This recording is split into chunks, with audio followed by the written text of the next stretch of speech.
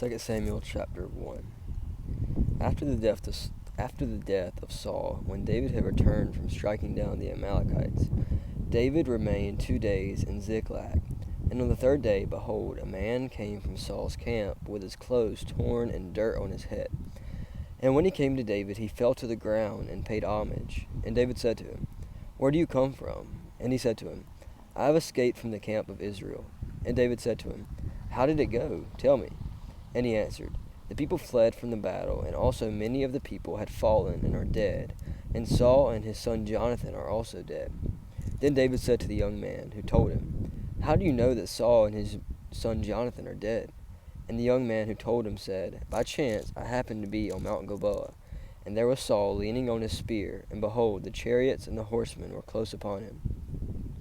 And when he looked behind him, he saw me, and he called to me, and I answered, 'Here I am.' And he said to me, 'Who are you?' I answered him, 'I am an Amalekite.' And he said to me, 'Stand beside me and kill me, for anguish has seized me, and yet my life still lingers.'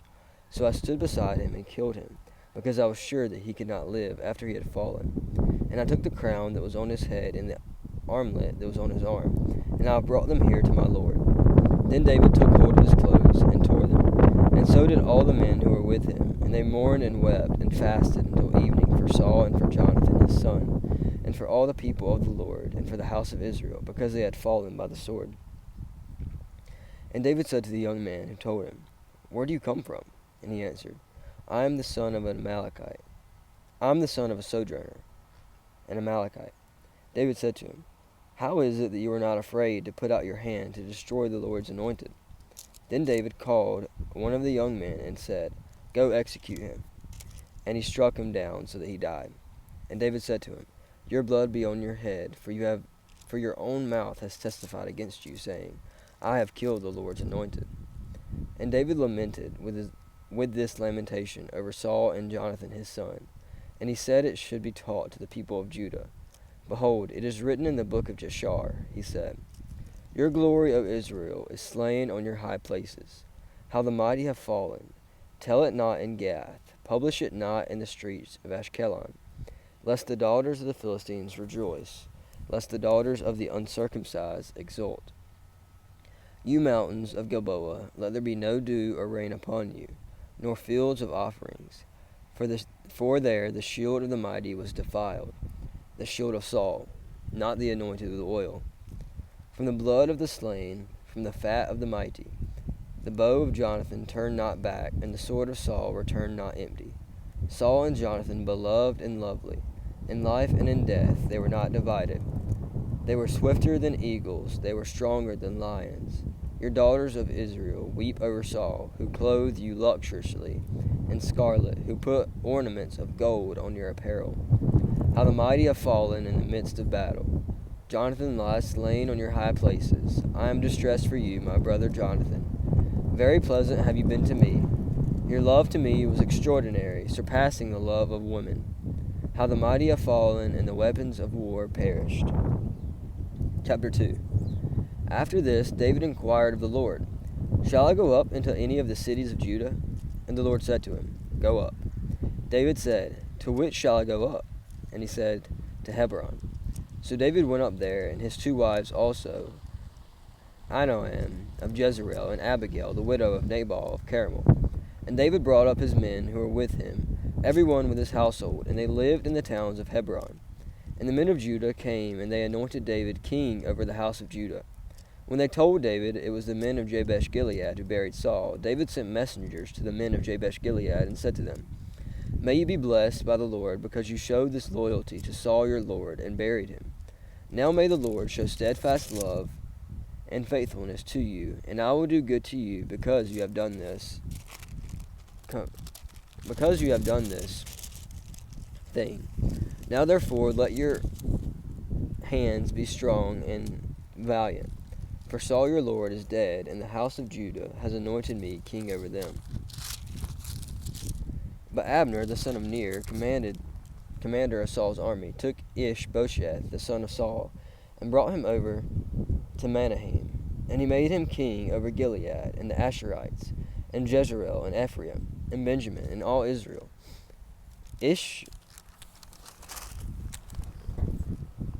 Ishbosheth, Saul's son, was 40 years old when he began to reign over Israel, and he reigned 2 years. But the house of Judah followed David.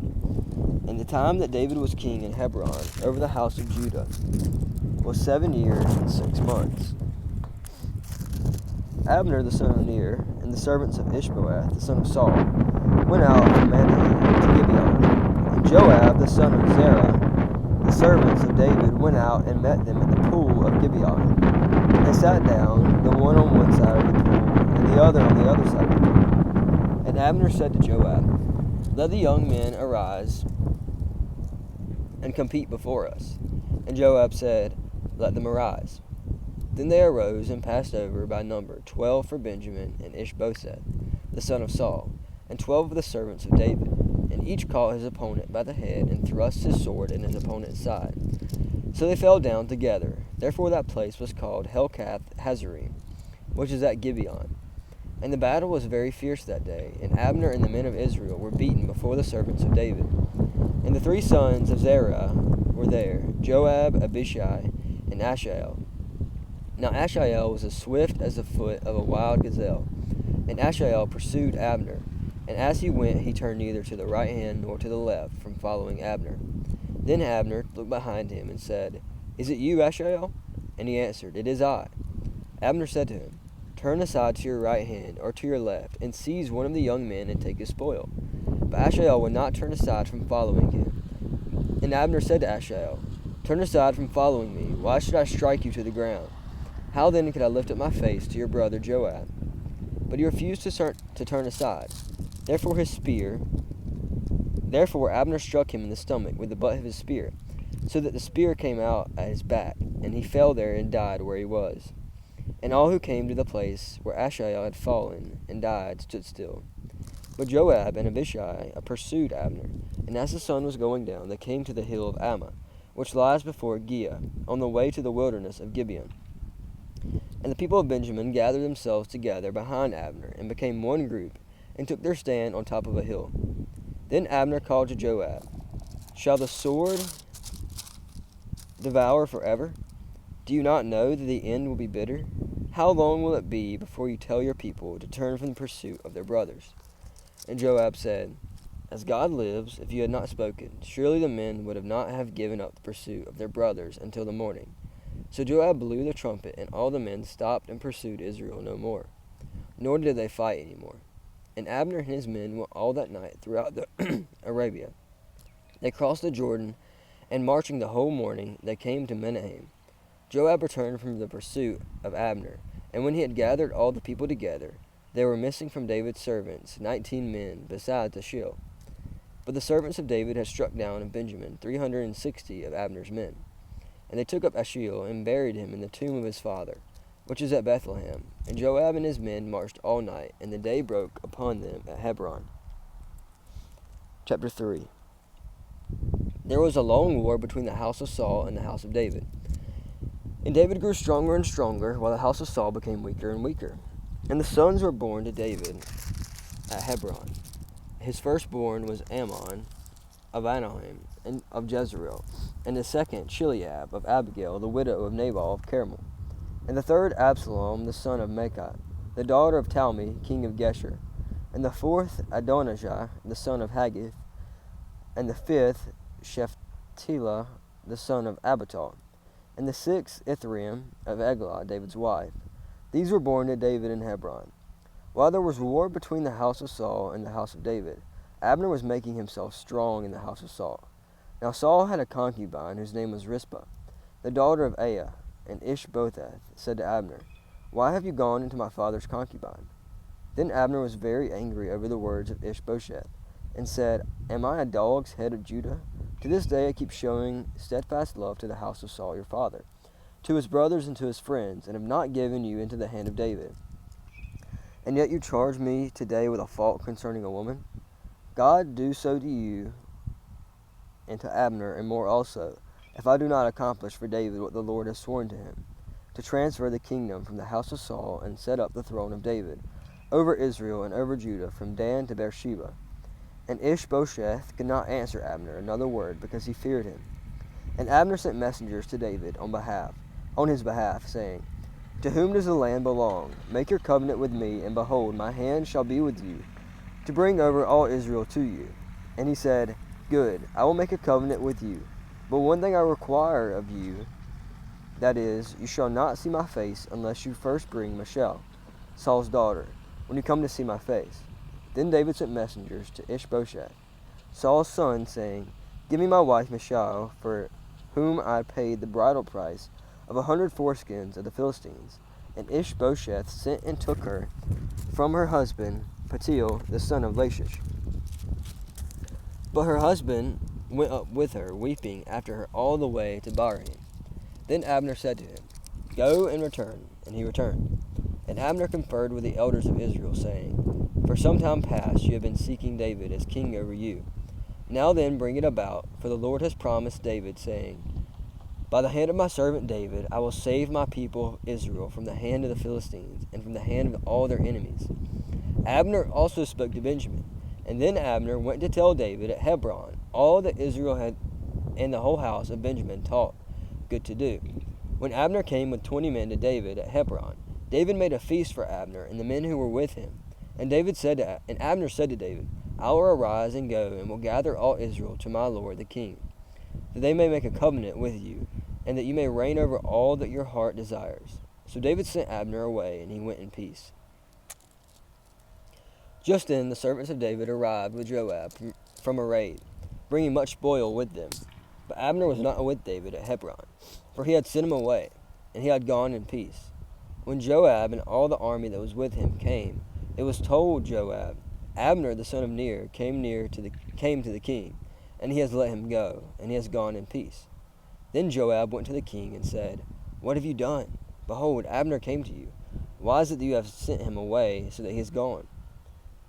You know that Abner the son of Ner came to deceive you, and to know your going out and your coming in, and to know all that you are doing." When Joab came out from David's presence, he sent messengers after Abner, and they brought him back from the cistern of Sirah. But David did not know about it, and when Abner returned to Hebron, Joab took him aside into the midst of the gate, to speak with him privately. And there he struck him in the stomach, so that he died, for the blood of Ashiel his brother.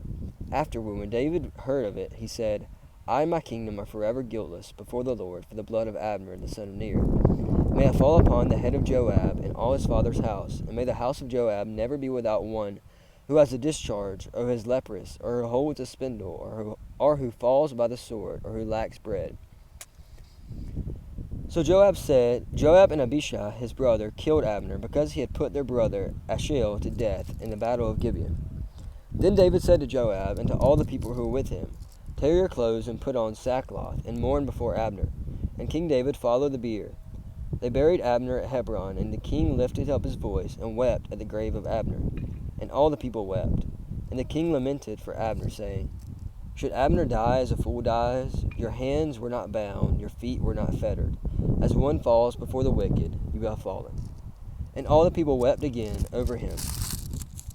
Then all the people came to persuade David to eat bread while it was yet day. But David swore, saying, "God do so to me, and more also, if I taste bread or anything else until the sun goes down." And all the people took notice of it, and it pleased them, as everything that the king did pleased all the people. So all the people and all Israel understood that day that it had not been the king's will to put to death Abner the son of Ner. And the king said to the servants, "Do you not know that a prince and a great man has fallen this day in Israel? And I was gentle today, though anointed king. These men, the sons of Zerah, are more severe than I. The Lord repay the evildoer according to his wickedness."